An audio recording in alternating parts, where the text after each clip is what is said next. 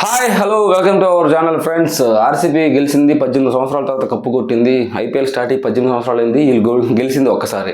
18 సంవత్సరాలకి మొత్తానికి కలిపి ఒకసారి గెలిచారు. ఓకే, ప్రతి సంవత్సరం ఈసారి మన కప్పు మందే, ఈసారి కప్పు నమ్మదే అని స్లోగన్ వైరల్ అయిపోద్ది. కానీ ఈసారి గెలిచారు, అది హ్యాపీగా ఫీల్ అవుతున్నారు.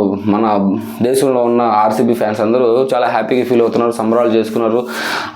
అందరూ చాలా పార్టీలు చేసుకున్నారు, చాలా హ్యాపీగా ఫీల్ అయ్యారు. విరాట్ కోహ్లీ అయితే ఎమోషనల్ అయిపోయారు. దీన్ని పునస్కరించుకొని కర్ణాటక గవర్నమెంట్ ఒక చిన్నస్వామి అనే స్టేడియంలో వాళ్ళతో ఒక గెట్ టుగెదర్ లాగా ఫ్యాన్స్ అందరినీ ఇన్వైట్ చేసింది. ఫ్యాన్స్ అందరూ రావచ్చు అని చెప్పింది. అది అసెంబ్లీ దగ్గర నుంచి చిన్నస్వామి స్టేడియం దాకా ఒక బస్సు మీద ర్యాలీ చేసుకుంటూ వెళ్ళారు.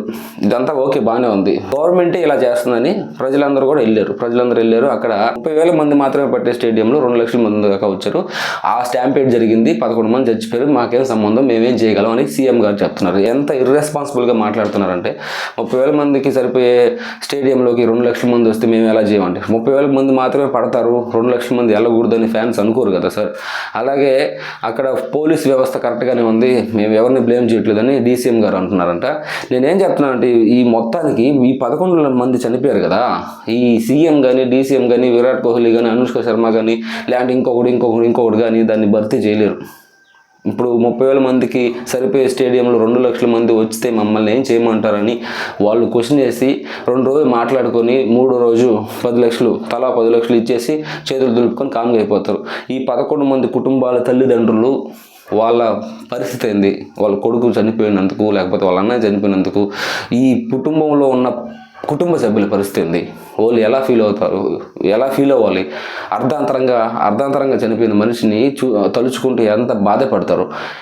ఇది మామూలుగా ఆ ఫ్యామిలీలో ఉండే వాళ్ళకి తప్ప వేరే వాళ్ళకి అస్సలు అర్థం కాదు. అందులోనూ సీఎం స్థాయిలో ఉన్న వాళ్ళకి దాన్ని ఏదో రెగ్యులర్ న్యూస్ లాగా అయిపోద్ది. అండ్ అనుష్క శర్మకో లేకుంటే విరాట్ కోహ్లీకి ఈ విషయం తెలిసినా అది పెద్ద విషయం కాదు వాళ్ళకి. ఎందుకంటే ఎక్కువ మంది ఫ్యాన్స్ ఉండడం వల్ల, ఎక్కువ మంది ఒకరిని ఆరాధించడం, లేక అభిమానించడం వల్ల వాళ్ళకి కొద్దిగా గోరోజున పెరుగుతూ ఉంటుంది. దానివల్ల వాళ్ళు పెద్ద పట్టించుకోరు. ఇలాంటి సిచ్యువేషన్ మన ఆంధ్రాలో అల్లు అర్జున్ గారికి జరిగితే పెద్ద కేసులు వేసి ఆయన్ని చాలా ఇబ్బంది పెట్టి ఎన్ని జరిగాయి. కానీ ఆయన తప్పు ఉంది కాబట్టి నిలదీశారు. ఇప్పుడు రేవంత్ రెడ్డి గారు ఇదే విషయం మీద ఎందుకు మాట్లాడరు? ఇప్పుడు ప్రభుత్వం ఇలా ఎందుకు చేస్తుంది? స్టాంపేడ్ జరిగినప్పుడు స్టాంపేడ్ గురి అవుతుంది కదా, చిన్న స్టేడియంలో ఎందుకు పెట్టారని ఈ స్టేట్ నుంచి మీరు అడగొచ్చు కదా. దాన్ని మాత్రం అసెంబ్లీలో పెద్దగా క్వశ్చన్ చేసి మాట్లాడారు. వేరే స్టేట్ అయితే మనకు అవసరం లేదా? అది కూడా మన దేశమే కదా. మీరు ఇలాంటి ఈ ఒక గెలిచారు, వాళ్ళు పార్టీ చేసుకోకుండా ప్రజలందరినీ, ఆడియన్స్ అందరినీ పిలిచి వాళ్ళతో పాటు ఎందుకు పార్టీ చేసుకోవాలనుకున్నారు?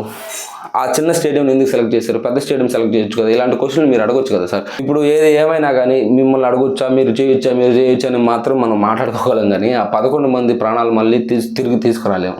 ఎంతమంది ఏం చేసినా. ఇప్పుడు నేనేం చెప్తున్నానంటే, అభిమానం ఉండొచ్చు, అభిమానించవచ్చు ప్రతి ఒక్కరిని. అంటే మీకు ఎవరైతే ఇష్టం అవుతారో వాళ్ళని అభిమానించవచ్చు. చిరంజీవి గారిని, బాలకృష్ణ గారిని, వెంకటేష్ గారిని, నాగార్జున గారి హీరోల సైడ్ అయితే వీళ్ళు, క్రికెటర్లు అయితే వీళ్ళందరినీ, అంటే ఏ రంగంలో ఉన్న వాళ్ళని అభిమానించినా వాళ్ళని మనం ఇన్స్పిరేషన్గా తీసుకోవాలి. వాళ్ళు చేసిన పని, వాళ్ళు గతంలో ఏం చేసి ఉన్నారో తెలుసుకొని దాన్ని మనం అన్వయించడానికి, మన జీవితంలోకి ఏదైనా ఇది ఉపయోగపడుతుందని తెలుసుకోవాలి తప్ప వాళ్ళు వస్తున్నారని చెప్పి పొలవమని పిర్రలు తట్టుకొని పరిగెత్తుకుంటూ పోతే మళ్ళీ మనం తిరిగి వస్తాం రాదో తెలియదు. ఇప్పుడున్న సిచ్యువేషన్లో అలా ఉందన్నమాట. మన అభిమానం ఎప్పుడు మన మనసులోనే ఉండాలి. అది మన జీవితానికి ఎలా ఉపయోగపడుతుందో తెలుసుకోవాలి, అంతే. ఓకేనా? ఇప్పటికైనా ఇన్ని సిచ్యువేషన్లు జరిగిన తర్వాత అయినా చాలామంది జనాల్ని బ్లేమ్ చేస్తారు, చాలామంది గవర్నమెంట్ బ్లేమ్ చేస్తారు. నేనేం చెప్తున్నానంటే, మీరే ఆగాలి. మీరే కొద్దిగా ఆగి, ఇప్పుడు వెళ్ళకూడదా, ఈ టైంలో వెళ్ళొచ్చా? ఇప్పుడు సినిమా ఒక స్టార్ హీరో రద్దీగా ఉన్న సినిమాకి 1-2 రోజుల తర్వాత వెళ్తే ఏమవుద్ది? ఏం మునిగిపోదు.